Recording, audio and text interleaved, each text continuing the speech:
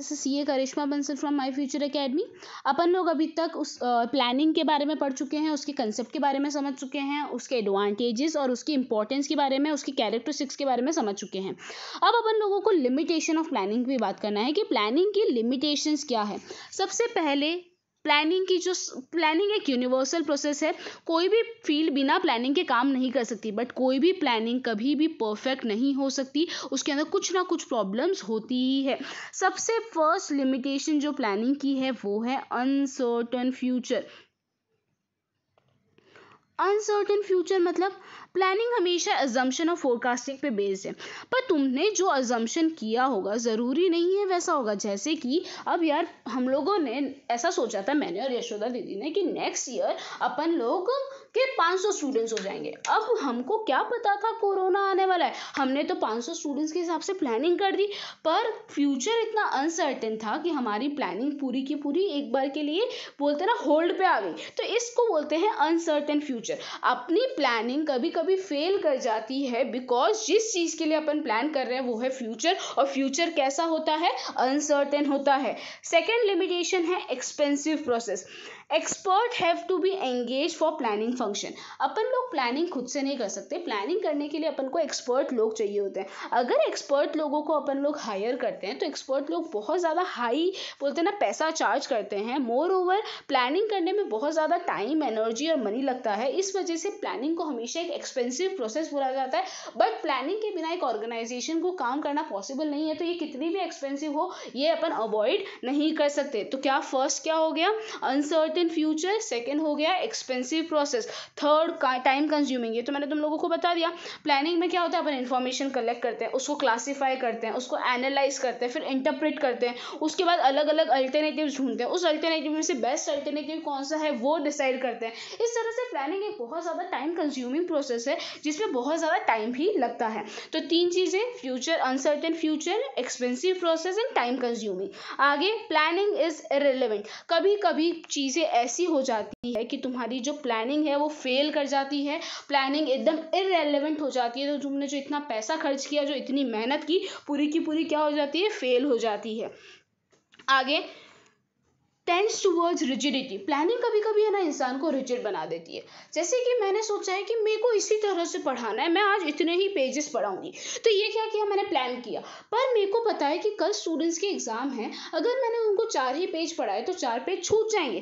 तो प्लानिंग क्या करता है ना, कि इंसान को रिजिड बना देता है। वो सर्कमस्टेंसेस के हिसाब से काम करना अलाउ नहीं करता है, इनिशिएटिव को, लोगों को बाहर इनिशिएटिव लाने में अलाउ नहीं करता है। तो इस वजह से प्लानिंग जनरली लोगों को रिजिड बना देता है कि अपन तो ऐसे ही काम करेंगे। तो इस वजह से प्लानिंग क्या लाता है, रिजिडिटी लाता है। एक बार वापस देख लेते हैं, uncertain future, expensive process, time consuming, planning is irrelevant, tends towards rigidity. Uncertainty of external factor. Planning अपन कर तो लेते हैं, पर कभी कभी अपन लोग जो एक्सटर्नल फैक्टर्स है जो अपने कंट्रोल में नहीं है उसको अवॉइड कर देते हैं, और जिस वजह से अपने बोलते हैं ना प्लानिंग सक्सेसफुल नहीं होती है।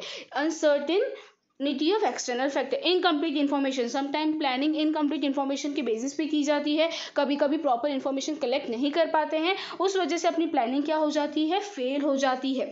Restriction on employees creativity. ये तो मैंने तुमको समझाई दिया कि प्लानिंग क्या करता है ना, कि बता देता है कि तुमको इसी तरह से काम करना है। प्लानिंग अपन को डिफरेंट वे में काम करना अलाउ ही नहीं करता। तो प्लानिंग अपनी क्या करता है, अपनी जो ये क्रिएटिविटी है उसको रिस्ट्रिक्ट कर देता है।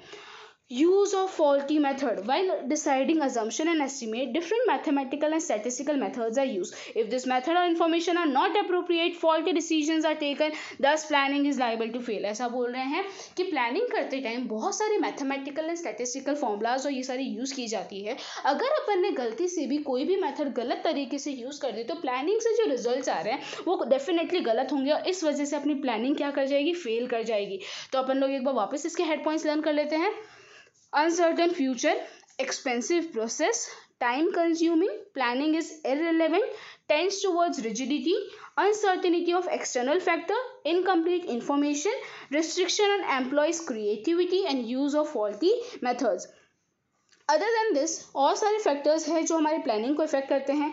टेक्नोलॉजी में कभी कभी चेंजेस आ जाता है, जो प्लानिंग कर रहा है वो थोड़ा सा प्रीजुडाइज है, मतलब वो है ना किसी डिपार्टमेंट के टूवर्ड बहुत ज़्यादा फेवरेबल है, किसी डिपार्टमेंट के टूवर्ड इतना ज़्यादा फेवरेबल नहीं है, कभी कभी वो इग्नोर हो, कभी कभी जो जो प्लानिंग कर रहा है उसकी लीडरशिप इतनी अच्छी नहीं हो, इस वजह से भी कभी कभी प्लानिंग फेल हो जाती है। अब आते हैं प्लानिंग, प्रोसेस ऑफ प्लानिंग पे।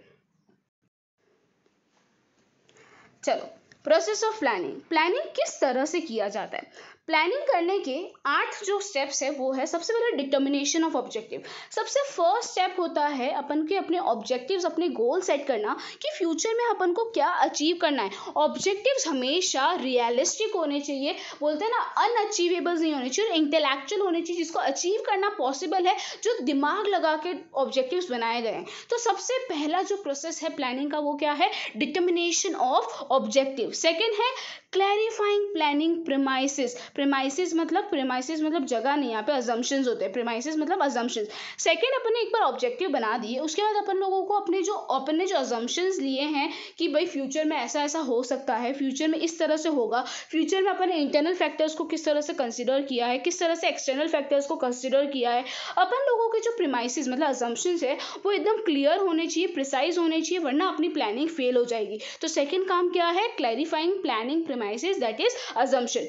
Collection and analysis of data. एक बार आपने ऑब्जेक्टिव्स बना दिए, अजम्पशन दे दिए, अब उसके बेसिस पे आप लोग क्या करेंगे, इन्फॉर्मेशन, डेटा कलेक्ट करना चालू करेंगे। एक बार आपने डेटा कलेक्ट कर दिया, उसके बाद उसको क्लासीफाई करेंगे, एनालाइज करेंगे, इंटरप्रेट करेंगे, ताकि अपन लोगों को अपना फ्यूचर रिजल्ट अचीव करने में हेल्प हो सके।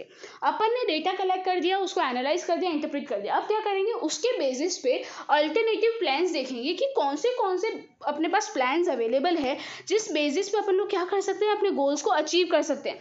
अपन ने प्लान्स निकाल दिए, जैसे अपन को पता चला कि हमारे पास 4 प्लान्स अवेलेबल है, जिसके बेसिस पे अपन क्या कर सकते हैं, अपने गोल्स को अचीव कर सकते हैं। अब क्या करेंगे, इस प्लान को इवेल्युएट करेंगे। इवेल्युएट मतलब कि प्लान 1 से कितना प्रॉफिट होगा, प्लान 2 में कितना प्रॉफिट होगा, प्लान 3 में कितना होगा, प्लान 4 में कितना होगा। ऑपरेशनल रिसर्च करना मतलब कॉस्ट देखना कि अपने रिसोर्स अपन कितना रिसोर्स का मिनिमम यूज करके ज्यादा प्रॉफिट कमा सकते हैं। तो कौन सा अल्टरनेटिव अपन को बेस्ट क्या दे रहा है, प्रॉफिट दे रहा है, उसको अपन सिलेक्ट करेंगे। तो उसके बाद क्या आता है, इवेल्युएट करने के बाद अपन बेस्ट अल्टरनेटिव को क्या करते हैं, सिलेक्ट करते हैं।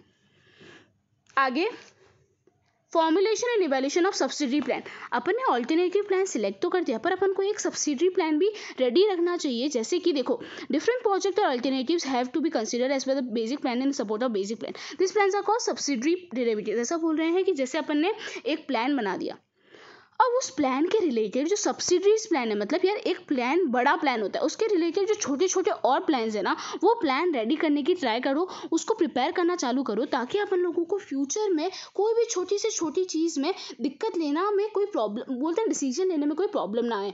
जैसे एक कार है, कार मैन्युफैक्चरिंग कंपनी है, उसको डिसीजन लेना है कि उसको यार कि जो टायर्स है वो बाय करना है या फिर सेल करना है। तो यार उसको बाय या सेल करने वाला जो डिसीजन है ना, वो सब्सिडरी प्लान के अंदर आता है कि यार मैं बाय करूँ, मैं सेल करूं। तो ये जो छोटे मोटे चीजें हैं ना, उसको अपन का सब्सिडी जो प्लान है वो रेडी रखने का।